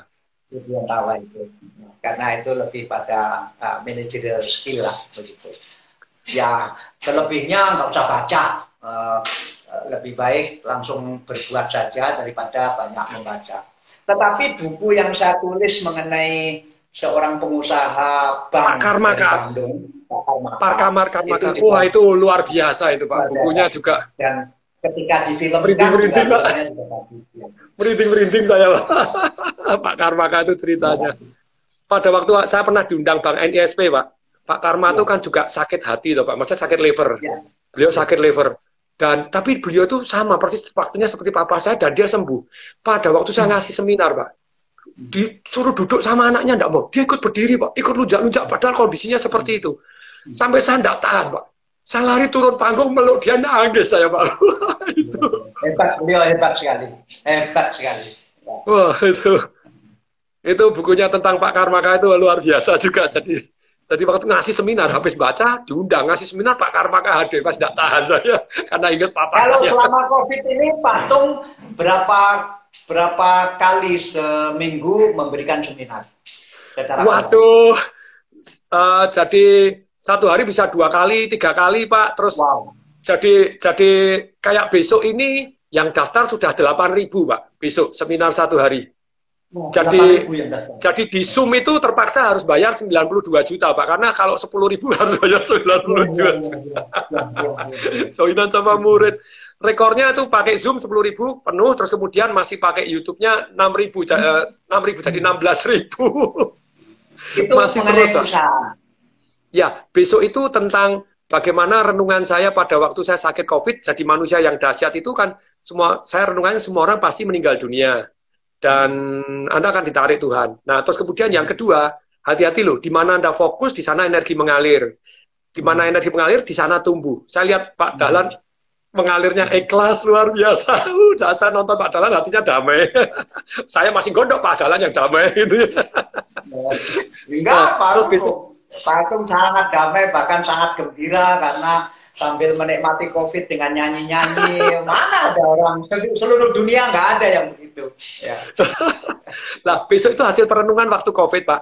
Jadi saya ada 6 hal yang saya kejar dalam kehidupan ini. Tentu saja selain diberkati dan dilindungi, dibimbing, serta disayang oleh Tuhan, ada 6 yang di sini adalah bagaimana bijaksana. Bijaksana itu apa yang harus dilakukan. Terus kemudian bijaksana itu... Enggak, Pak. Itu enggak berbayar besok. Amal-amal, Pak. Ya, saya banyak. Ada yang berbayar. Dari segi mendorong produktivitas karyawan, Pak, di antara profit sharing, kemudian teknik-teknik yang lain tadi, mana yang lebih mendorong produktivitas karyawan? Saya hari ini jadi konsultan untuk Pegadaian, Pak. Jadi Pegadaian termasuk tahun 2020 Pak Kuswiyoto sebagai the best director untuk BUMN Pak 2020. Karena di 2019 prestasinya dari itu karyawan 14.000 Pak. Kita pakai cara saya ini untuk monitoring, cara untuk kasih yang namanya reward punishment pembinaan 4 Pak. Reward punishment pembinaan sama monitoring. Nah, terus kemudian ternyata jadi 14.000 karyawan dalam waktu 9 bulan, kita bisa mengaktifkan 12.000 karyawan. Average-nya Pak, 300 juta per karyawan Pak jualan. Rekornya satu orang bisa jualan 21 miliar. Bahkan ada orang yang dipindah ke Balikpapan, jadi sebetulnya jurusnya sederhana Pak. Jurusnya itu kan gini toh, orang kalau dimonitor, saya monitor loh, omsetnya naik. Tapi ketika dikasih feedback, oh kamu kemarin omsetnya 5, sekarang kenapa kok 3 jualannya? Oh itu lebih meningkat lagi. Jadi dimonitor aja meningkat, dimonitor aja meningkat, dikasih feedback lebih meningkat, dikasih feedback dengan temennya lebih meningkat lagi. Temenmu sekian loh, temenmu kemarin 20, hari ini 30. Kenapa kamu 5, hari ini 2? Nah, tapi yang paling keren Pak, monitoring ini, saya beri contoh Pak, ini kisah nyata, saya bilang, coba tes ya, jurus saya bermanfaat nggak? Dimonitor oleh Direktur HRD, namanya wilayahnya kan ada 12 wilayah Pegadaian. Surabaya, namanya Surabaya, itu peringkat 12, Pak. Peringkat terakhir. Dimonitor sama direktur marketingnya, disuruh lapor, dikasih pembinaan, harus melakukan ini. Terus, Pak, genjotin terus. Almost every day, 2 hari sekali, di WA, di begini, disuruh laporan, disuruh begini. Dalam 1 bulan, naik jadi ranking 9. 1 bulan berikutnya, naik jadi ranking 7. Nah, yang dimonitor oleh direktur marketing ini, Pak Haryanto, itu 2. 1 Surabaya, 1 Manado. Manado tadinya ranking 10, Pak. Budi genjot seperti ini, 1 bulan ranking 3. 1 bulan lagi ranking 2. Tapi yang lebih mengejutkan, Pak. Nah ini saya bilang, sudah 1 bulan kan melejit toh. 1 bulan kita lihat, siapa yang jadi ranking 12. Karena kan Surabaya dari 12 jadi ranking 9. Jakarta 1, Pak. Jakarta 1 itu dari ranking 11 kesundul keturun ke bawah jadi ranking 12. Teleponin 3 orang, Pak. Siapa itu? 1 direktur marketing tentu saja, mulai bulan ini Pak ya kita monitor gitu karena terbukti Manado dan Surabaya naik, apakah berkenan. Kemudian dirut Pak Kuswiyoto telepon, tolong diperhatikan ya. Masa, nah ini agak keras gitu. Masa Jakarta kalah dengan Jakarta 1 tuh lebih besar dari Surabaya. Gini, tolong perhatikan ya. Begitu ngomong keras gini Pak, direktur HRD telepon. Itu tadi pada waktu rapat Pak Dirut bilang bahwa kita tuh performance based. Kalau sampai Bapak ya, saya bocorin supaya Bapak itu jadi jangan kaget. Sampai akhir tahun Bapak ranking terakhir, Bapak diganti. 1 bulan Pak, dari ranking 12 jadi ranking 1 Pak se-Indonesia.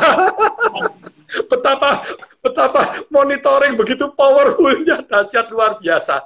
Satu monitoring, kemudian yang kedua, saya itu kalau ditanya, Tung Desember itu siapa sih tukang tanya? Selain tukang tanya, tukang nyontek tadi Pak. Jadi satu masuk nanti Pak Dahlan, yayasan apa, saya nyontek-nyontek yang bagus, nyontek-nyontek yang bagus. Nah, pada waktu semua everybody ternyata nyontek tuh.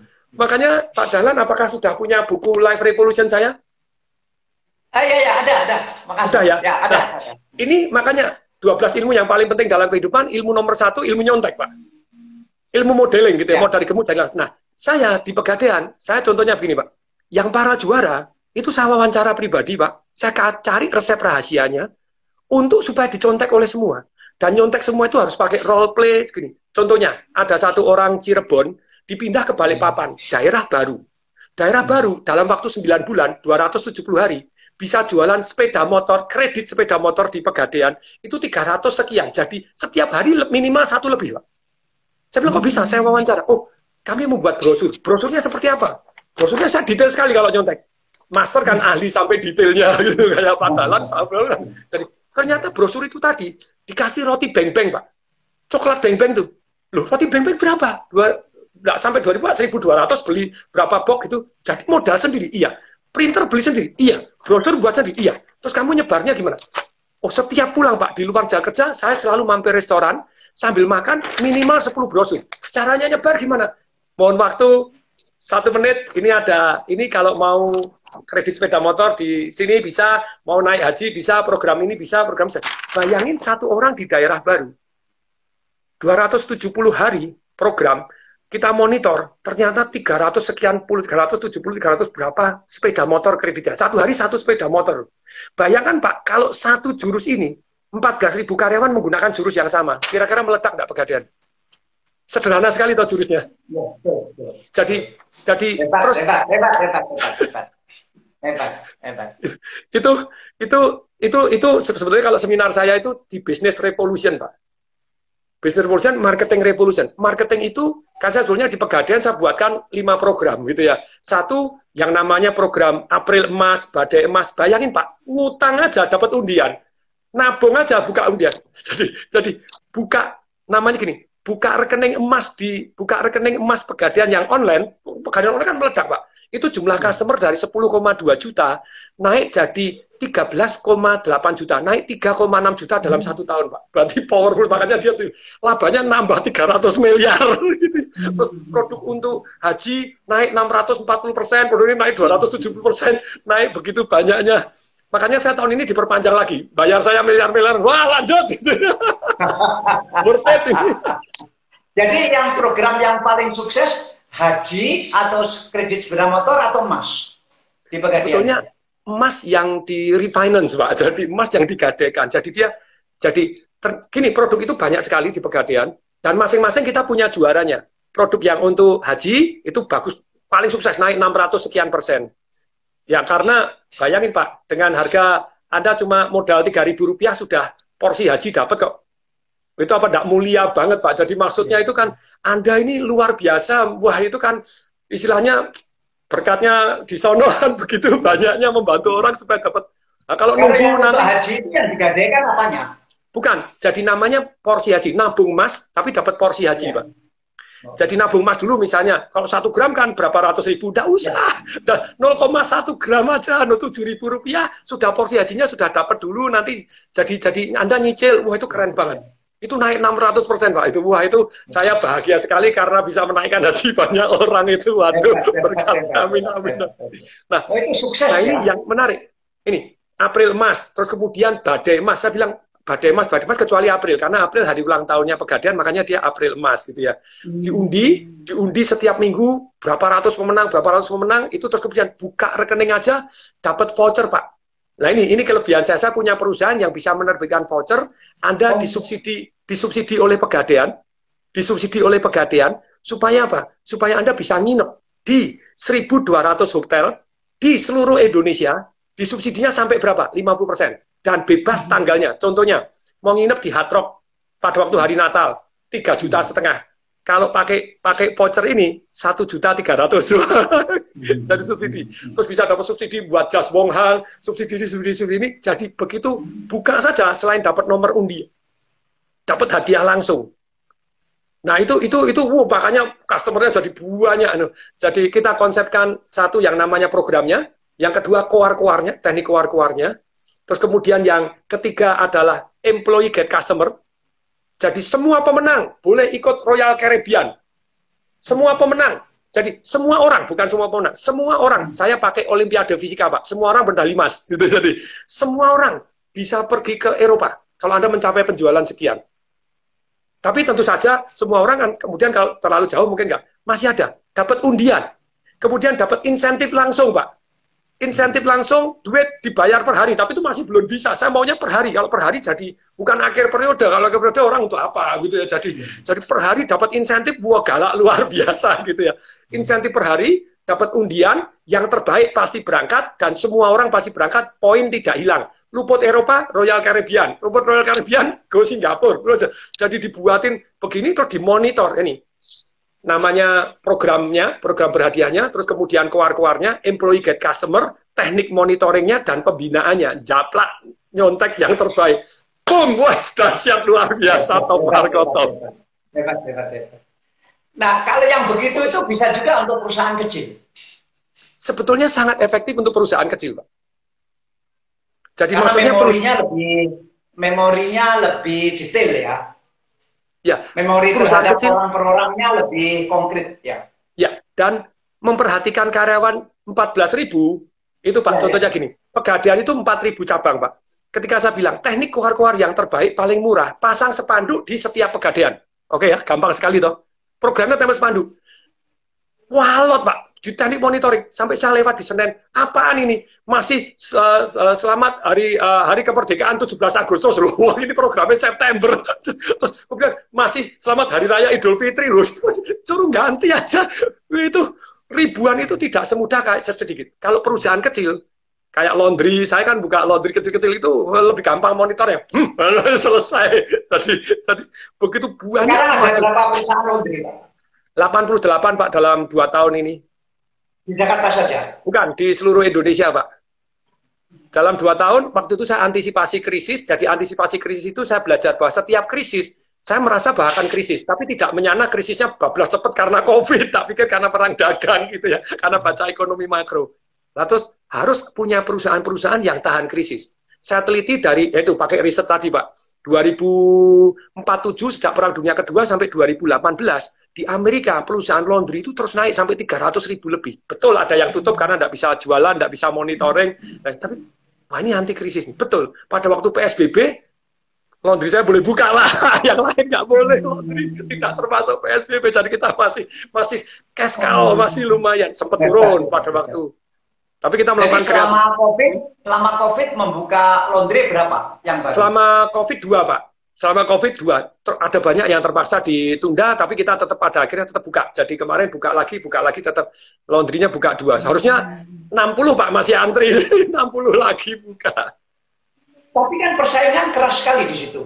Nah ini Pak, saya punya konsep untuk mengelola bisnis itu sederhana sekali.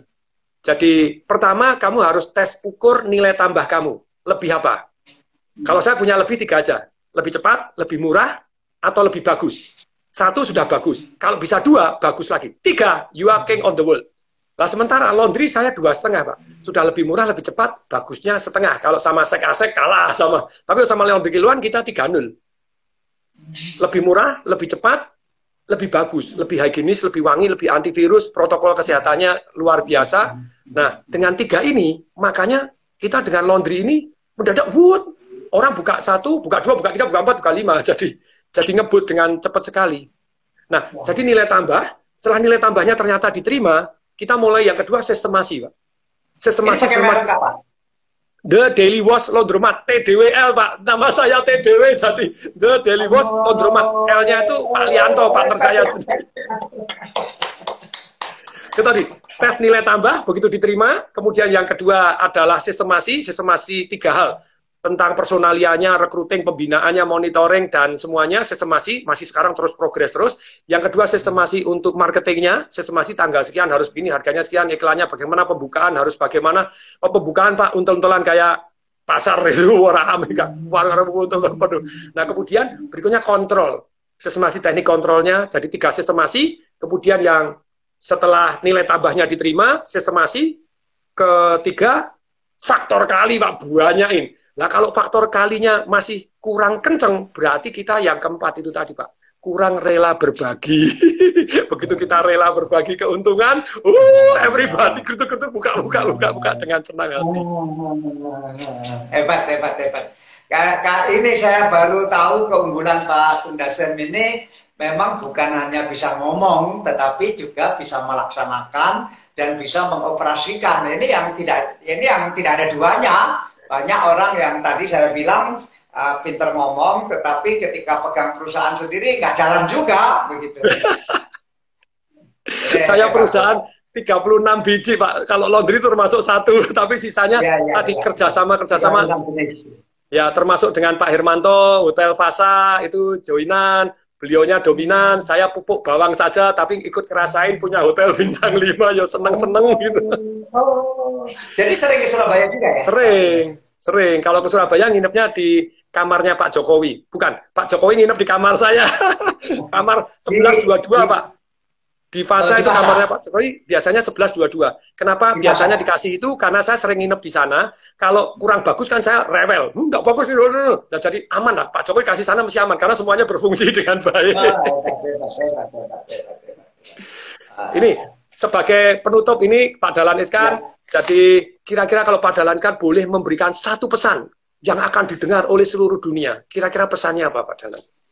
Sempatkan tidur. Wow. Kira-kira apa dibalik kata-kata ini, Pak? Bahwa ini kan dikasih yang orang terkaya di Hong Kong sudah 92 tahun. Semuanya nasihatnya antara lain ya kurang. Ternyata istirahat itu penting. Yang saya dulu tidak pernah memikirkan itu karena zaman itu kan ya orang hanya kerja. Sehingga tidur itu menjadi barang yang mewah, tapi sempatkan tidur. Karena tidur adalah obat yang terbaik. Ya. Wow. Sungguh luar biasa, Pak. Saya baru beli alat untuk ngukurin tidur saya. Jadi saya paksa, karena saya kurang tidur. Ya, ini Pak, jadi pakai Fitbit begini. Jadi saya tempel, dan saya tidur nyenyak, tidak nyenyak tahu. Nah, saya baru mau belajar sama Pak Tankian. Waktu saya kena COVID itu Pak Tankian tiap hari telepon saya, WhatsApp saya. Pak Tankian yang Pacific Place. Oh, Pak Tankian punya alat untuk membuat tidurnya lebih nyenyak. Nah, ini saya baru mau tanya. Saya baru beli ini, terus kemudian saya pakai selama 3 minggu ini saya berusaha tidur. Karena saya tidurnya sama seperti padahal saya tuh 5 jam dan ngaco tidurnya sudah tidurnya jam 2. Iya, saya 5 jam itu paling banyak. Saya 5 jam paling banyak. Dan sekarang sih bangun, nggak bisa. Ya. Sekarang masih 5 jam doang, Pak? 5 jam, ya. Nah, paling banyak itu 5 jam. Aduh, berarti dulu parah, loh. Iya, dulu parah, Pak. 2 jam doang dulu. Oke, Pak. Terima kasih. Terima kasih, Pak Dahlan. Terima kasih. Saya terima kasih. Pak Tung, Pak. Pak Dahlan dahsyat luar biasa, hebat luar biasa. Tidak hanya bisa ngomong, tapi juga bisa menjalankan yang diomongkan. Hebat. Wah, amin. Ini masih harus berguru dengan Pak Dahlan ini, khususnya nanti itu bagi saham. Terima kasih sekali lagi Pak Dahlan. Saya akan lanjutkan untuk merangkum apa yang saya dapat dari Pak Dahlan. Itu kebiasaan saya pada waktu wawancara, biasa saya rangkumkan. Jadi Pak Dahlan, boleh, karena tadi saya lihat sudah jam tidur atau jam harus buat artikel, karena jam 4 ditunggu lagi. Luar biasa, dahsyat. Oke. Yes, terima kasih Pak Dahlan. Silakan boleh melanjutkan aktivitas yang lain. Nulis artikel, saya tunggu di DISW-nya jam 4 pagi. Ya, bacanya Disway, Pak. Disway sekarang. Oh, Disway. Disway, harusnya Disway. Oke, terima kasih sudah dikoreksi. Terima kasih. Tidur, woi, teman-teman tidur. Oke, terima kasih. Ya. Terima kasih teman-teman. Jadi saya akan lanjutkan untuk rangkuman apa yang kita dapat dari Pak Dahlan. Jadi saya akan lanjutkan untuk jadi rangkuman apa yang saya dapatkan dari Pak Dahlan bagi teman-teman yang baru bergabung. Ini pertama kali loh Pak Dahlan buka rahasia. Gak pernah diceritakan oleh orang-orang yang lain. Super sensitif tapi luar biasa. Ternyata ini ceritanya gini, sebelum wawancara, saya itu sudah whatsappan sama Pak Dahlan. Pak Dahlan saya mau tanya ini. Terus kemudian beliaunya, wah Pak Tong udah tanya ini, oke. Terus kemudian Pak Dahlan, enaknya saya nanya ini spontan atau pakai skrip? Spontan Pak Tong. Kalau spontan itu lebih ketahuan kualitas orang yang menjawab. Nice, kalau gitu nanti saya spontan loh Pak Dahlan. Yes, gitu ya. Nah, tentu saja sungguh menarik karena ini tadi saya pertama kali nanya apa nasihat orang tua yang dipegang oleh Pak Dahlan sampai hari ini. Ternyata harus ikhlas. Ada satu cerita ketika kakaknya harus meninggalkan dan semuanya nangis, bapaknya tidak nangis karena harus ikhlas karena suatu waktu semua orang pasti meninggalkan orang yang dicintai dan meninggalkan orang yang dicintai. Itu luar biasa. Kemudian ketika saya tanya tadi tentang something yang sensitif, ini tadi saya tanya spontan begitu ya. Begitu ini saya tidak tahan untuk tanya, kemudian saya tanya begini. Zaman Pak Jokowi sebetulnya Pak Dahlan kan sangat membantu Pak Jokowi. Detik-detik terakhir Pak Dahlan dengan biaya sendiri untuk mengkampanyekan Pak Jokowi. Tapi ternyata ketika Pak Jokowi di atas, perasaan saya kalau saya salah tolong diralat begitu ya, Pak Dahlan dikriminalisasi begitu ya, bahkan sampai masuk gitu ya. Dan kemudian gimana perasaan Pak Dahlan? Saat itu Pak Dahlan cerita something yang tidak pernah, namanya untold story yang tidak pernah diceritakan selama ini. Yaitu apa? Ternyata Pak Jokowi kontak terus beberapa kali dan bahkan kemudian sempat menjenguk. Wah itu luar biasa. Tadinya saya sempat, kok Pak Jokowi begini ya, kok enggak perhatian ini Pak Dahlan kok diginikan begitu ya. Bahkan yang seru itu isu bahwa Pak Dahlan dipaksa untuk menyerahkan perusahaannya, termasuk Jalposnya, dengan catatan dengan ya pertukaran politik itu tadi. Terus tapi Pak Dahlan waktu saya tanya itu, Pak Tung ini enggak ya, nanti pada waktunya saya akan ceritakan. Tapi yang ini masih begitu sensitif karena saya sudah ikhlas kok gitu ya. Selain ikhlas dan ini supaya damai, enggak terlalu banyak keributan. Kalau saya bicara di sini nanti terjadi keributan. Wow, oke. Tapi sudah tahu ada plus minus ke arahnya kemana begitu. Tapi jadi ya itulah yang menarik. Tapi saya merasa beliaunya sungguh-sungguh ikhlas, dahsyat luar biasa untuk menjalani kehidupannya beliau sehingga kelihatan begitu damainya dan ajaran orang tua ini betul-betul dilaksanakan. Nah, kemudian saya juga ini yang menarik begitu ya. Kemudian prinsip-prinsip sukses apa sih? Dia bilang saya sebenarnya tidak ada impian untuk sukses, orang saya orang desa. Tapi saya kehidupan itu ya saya melakukan dan ternyata jadi sukses itu ya. Ya tentu saja melakukannya banyak hal, bisa dibaca dari bukunya Pak Dahlan kan. Tapi salah satu yang menarik itu saya melakukan dan sukses itu. Sebetulnya itu pasti bisa digali banyak. Kemudian transisi media cetak dalam menghadapi digital teknologi ini seperti apa? Dari analisanya Pak Dahlan ini kan, kalau media online tidak ada revenue, no revenue, no kualitas. Jadi tidak ada revenue, tidak ada mutunya.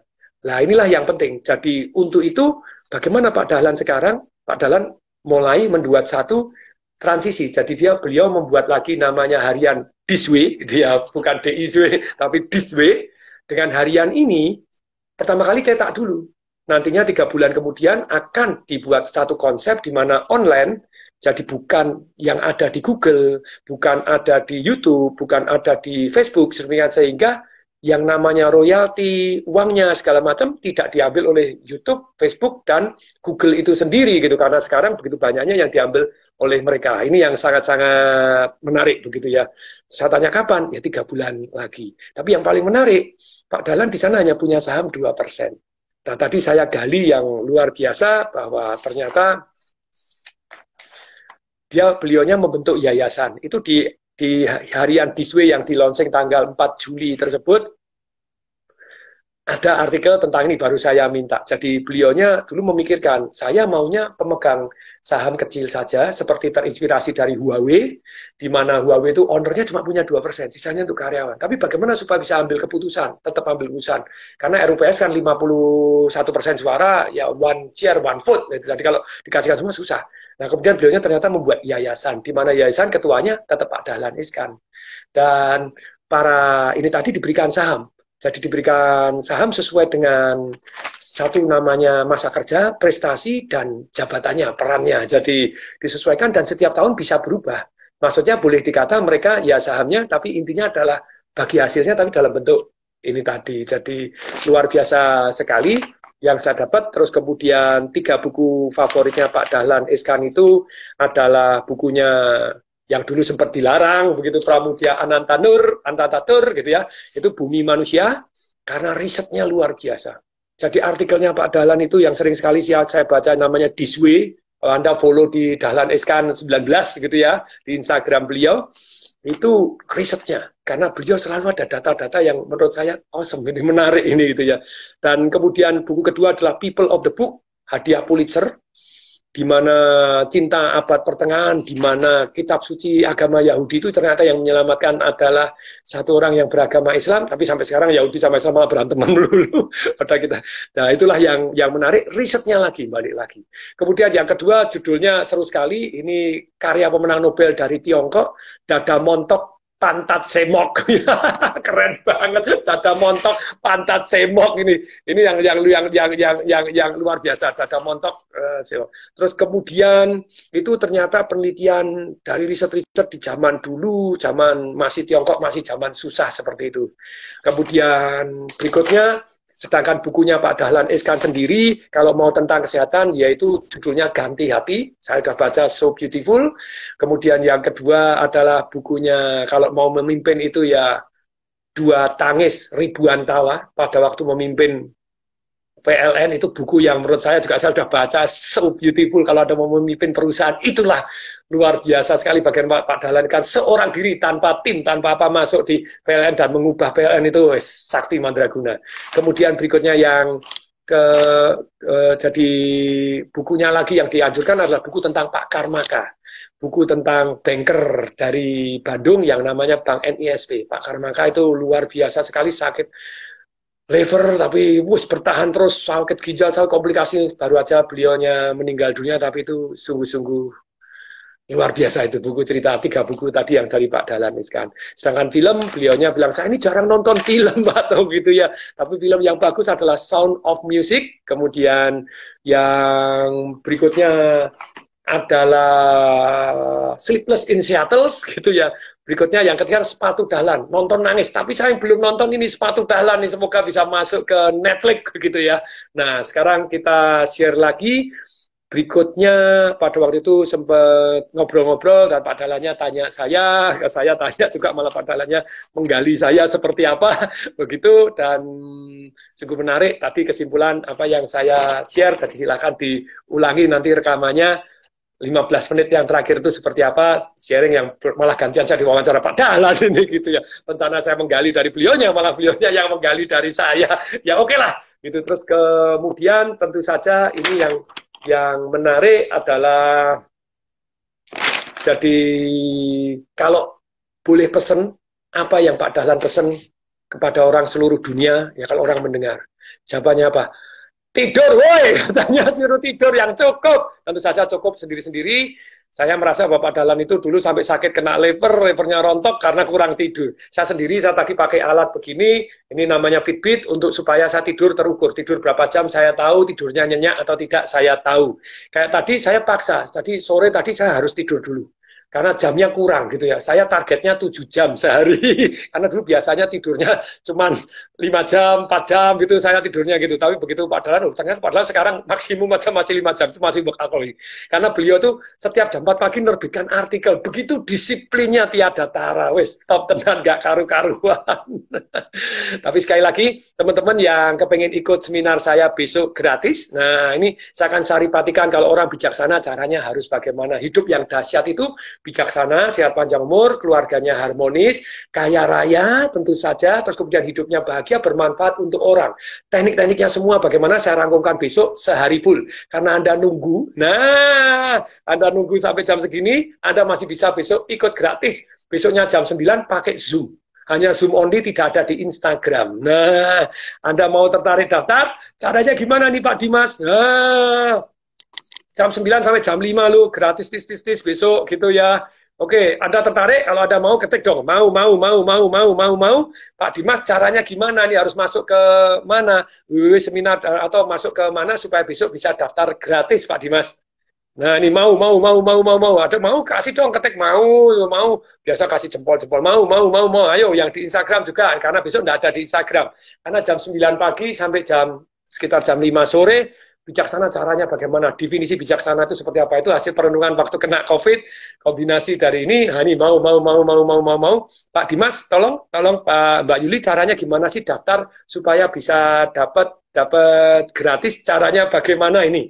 Besok ini 1 hari full saya saringkan bagaimana bijaksana, bagaimana sehat gitu ya, bagaimana kaya raya, bagaimana keluarganya harmonis, bagaimana hidup bahagia, bagaimana bawa manfaat untuk orang banyak, caranya bagaimana.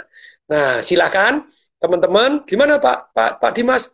Ya sudahlah, Pak Dimas ini ada 600 orang, saya kasih nomor teleponnya Pak Dimas ya. Ya, kasih nomornya telepon Pak Dimas supaya Anda bisa daftar di mana 0856 109 supaya besok bisa dapat link gratis masuk ke ya udah daftar keren Jos. Yang belum ayo daftar ini ke Pak Dimas TDW Anda silahkan save aja namanya beliaunya. Jadi Anda daftar seminar. Oh ini sebentar. Oh sorry masuk ke www.seminartongdewe.id sematkan komentar ini deh. Ini Pak Dimas sudah ada. Jadi daftar di www.seminartongdewe.id. Silakan ya. Jadi daftar di seminartongdewe.id. Jadi Anda langsung masukkan ke sana semua. Nanti ada langsung terrecord sudah mungkin 8.000, 9.000, 10.000 tamat. Begitu ya, mohon maaf gitu ya. Jadi sekarang sudah beribu-ribu karena itu pure Zoom, hanya Zoom saja. Jadi kita tidak connect ke YouTube, kita tidak connect ke IG. Jadi bagaimana hidup dahsyat itu seperti apa? Yaitu bijaksana, sehat panjang umur, keluarganya harmonis, banyak ML tentunya. Caranya oke. Kemudian yang keempat kaya raya tentu saja. Yang kelima bermanfaat untuk orang banyak. Yang keenam hidup bahagia. Caranya gimana? Rahmat Dok Baris daftar. Selamat ulang tahun Dok Baris. Woi, berapa hari 2 hari yang lalu ulang tahun. Selamat ulang tahun Dok Baris ya. Semangat Dok Baris itu satu komunitas untuk terus belajar. Dan seru sekali itu Dok Baris. Oke, tapi terima kasih teman-teman. Silakan sudah diketik ya www.seminartongdewe.id. Anda masuk di sana, Anda daftar di sana, masuk sana, Anda langsung dapat WA, dapat link, dapat semuanya langsung. Oke ya. Jadi saya akhiri sekarang. Terima kasih Pak Dimas, terima kasih Mbak Yuli, ini terima kasih Pak Dahlan yang luar biasa. Terima kasih teman-teman dan sampai ketemu besok jam 9 sampai jam 5 rock and roll. Yeay, saya Sari Patikan. Oke. Jarang-jarang saya kasih ini ya. Silakan dilanjut Mbak Yuli, yang mau tanya sama Mbak Yuli boleh. Oke, terima kasih teman-teman. Saya live dari Zoom dan kemudian saya masih lanjut untuk di Instagram untuk mengucapkan tidur. Woi, semoga bermanfaat. Sampai ketemu besok jam 9 rock and roll sampai jam 5 sore. Dahsyat. Terima kasih.